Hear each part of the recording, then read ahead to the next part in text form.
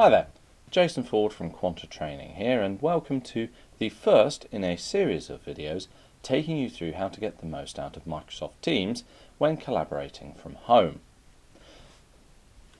Microsoft Teams is a product which is ultimately replacing Skype for Business. It should, in many ways, be familiar to anybody that's used Skype for Business or Skype, or even going back a little bit further than that, things like the old MSN or Windows Live Messenger. A lot of the technology it's built on is the same. What we're going to explore in this first video is taking a look at the chat functionality, which is instant messaging, voice and video. We will then escalate that so that we can start looking at some of the more collaborative parts of Microsoft Teams in terms of screen sharing, in terms of video conferencing, setting up your own teams, sharing documents, so on and so forth. But we'll start at the beginning just by chatting to somebody who is also using Teams. For this purpose, I'm actually going to use the desktop application of Microsoft Teams. There is a web version as well, but it's not quite as feature rich. So I'm going to show you the more premium product, if you like, even though there's no additional charge for it, which is the full-blown desktop app. Bear in mind, Microsoft Teams is also available on your mobile device, which means if you are on the go, if you don't have access to a desktop, a laptop, etc., you can actually put it onto your phone or tablet and participate in chats, collaboration, so on and so forth from there as well. For this purpose though, I'm going to use this on a laptop and I'm going to show you the desktop app. So, going to open up Microsoft Teams. Now, Microsoft Teams uses the same login details that you use to log into Office 365, get into your email, so on and so forth. So once this is fired up, you should already have my credentials in there, and that takes me into the Microsoft Teams interface. So within here, what we have on the left hand side are a number of different areas we can jump into. Activity will alert you to anything that you've missed. Think of it as a little bit like notifications in terms of social media on Facebook or Twitter, etc. Just keeping you up to date with things that you may not have seen. What you then have is chat, this next option down, which is where we're going to be focusing for this particular video here. In chat, you will find that you will have a number of chat sessions to either a single or potentially multiple people that enable you to send instant messages, have video and voice chats with individuals either inside or outside of your organisation. And what I'm going to demonstrate to you here is a chat with somebody who's outside of my organisation, is what I'm going to take a look at. Okay, so what I have within here is a basic instant messaging window to begin with. I have the ability to enter a message, so just going to send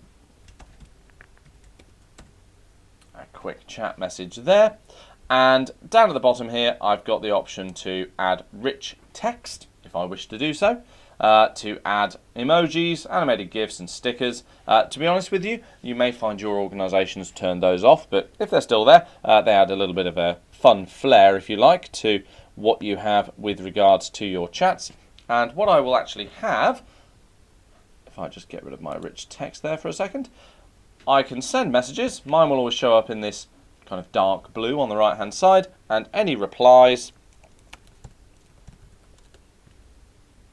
when I receive them show up on the left hand side here. Okay, now as I'm talking to someone external here, I don't necessarily have all of the features that I would have if I was talking to someone internally. I'll talk more about those when we cover off collaboration, screen sharing and conferencing in a future video within this series. However, what I want to focus on here is the ability to send instant messages backwards and forwards, talk a little bit about how that functions, and some of the additional functionality that we have within the Teams interface. Part of this is the fact that we have the ability to control, up in the top right here, some of our settings. We can add a picture of ourselves or some avatar that we wish to use to represent ourselves. Underneath that, we have something known as our status. Now, this status is basically a dynamic presence-based metadata against us at a particular point in time. you'll notice that at the moment I'm set to available. What that means is that I'm currently interacting with my device and there's nothing in my calendar that would indicate I'm in a meeting. I'm also not on a call with anyone. If I did have a meeting or appointment within my calendar, and Microsoft Teams shares the same calendar as Outlook, so you don't need to double dip here, we don't need to keep track of our comings and goings in two different places, it all synchronises together, which is quite nice, then it would actually show me as busy. Now, busy doesn't stop people talking to me, but it does give them a clue before they send me any messages that I may not be available. I may not be there for them to actually talk to and get replies back immediately. And that's quite important because say you've got two people within your team that do a similar role, one of them is showing as busy and the other is showing as available, it means that people can make a preemptive decision about who exactly they should reach out to if they need something urgently. And this is where we find that Teams starts to really set itself apart from other communication tools, like, for example, email, when it comes to internal comms, particularly if we're looking to just send messages backwards and forwards very quickly. We can also control our status ourselves by setting ourselves to busy automatically, and it changes that small circle next to our little dot there, but what it also does is it will represent that to anybody else. So you can see that the person that I'm talking to, for example, is currently set to away. Now, away means that they aren't at their device. They're not interacting directly with the device, and so it automatically sets you to away to let people know that you've stepped away to go and grab a cup of tea or take a dog for the walk or whatever it may be. And the idea there is, again, I know if the person I'm talking to, so trainer@quantityyard.onmicrosoft.com, if they happen to be away, they're unlikely to get back to me straight away. Although, of course, you can set Teams to give you a ping, much like your email, so an audible noise to let you know somebody's spoken to you. Going back up into our status, we can also set ourselves to Do Not Disturb. Now, Do Not Disturb will basically turn off all notifications and block anybody from trying to make a voice or video call with you. It basically puts you into kind of red time, as we sometimes call it at Quanta, where you're doing something, you don't want people to be disturbing you, and so as a result, you'd much rather, when you take yourself off Do Not Disturb, you'll get your notifications, any messages that you missed, but in that moment, you're too busy to be communicating with people using these instant methods. There may be, though, different tiers of people that you work with. There may be some people you work with, your boss or just somebody you like better than everybody else, who you are happy to be able to break through that Do Not Disturb barrier.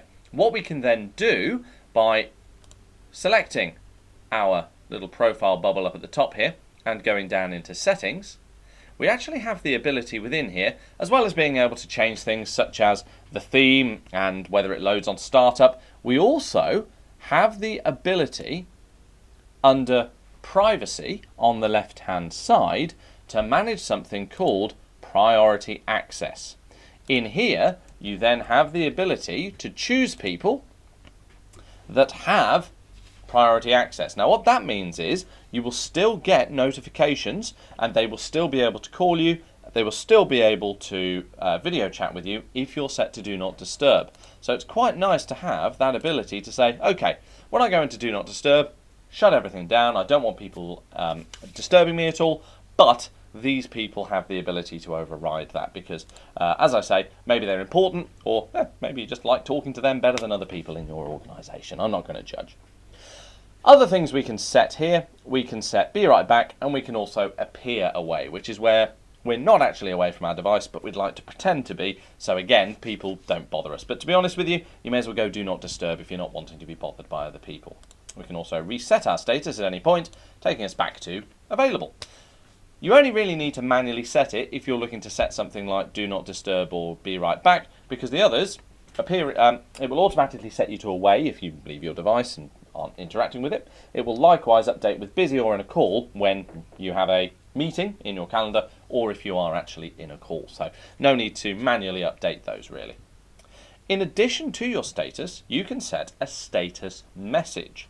And this is very much like a tooltip that you get when you're emailing someone. This means that in here I can put, for example, working from home, please call if you need me. There we go. I can show that message when people are messaging me. That will then appear down at the bottom here. So it will actually appear down at the bottom of the screen directly above the chat message, so that when people are messaging me, they can see that. So it's not just when they hover over me, but it'll actually display anytime they're interacting with me. I can then choose how long that status message is going to be set for. Today, this week, an hour, 4 hours, whether actually it stays on forever, or I can set a custom date when it's going to drop off. Completely up to me as to how I do that. And the idea with that is, let's say you're going to be working from home all week. I mean, let's face it, during this current situation, we're likely to be working from home for the foreseeable, but it may be that perhaps you've got children at home and you're not as likely to be able to get back to people as quickly as possible on particular days. You can put information in here. It just adds more context. It allows people to make more informed decisions and to understand your situation a bit more when they're trying to get in touch with you. You can also refer to other people within these status messages so that people can click on their names in order to interact with them. So I could put in here, for example, using an @ symbol, I can then get in touch with other people. I can choose other people within there. There we go, got Martin. There we go.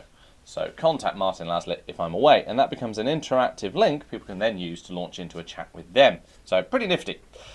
Once I've added my status message, there we go, you'll see it appears for me under here, and it also lets me know my status message is showing in chat when people message or at me until tonight, basically, until midnight.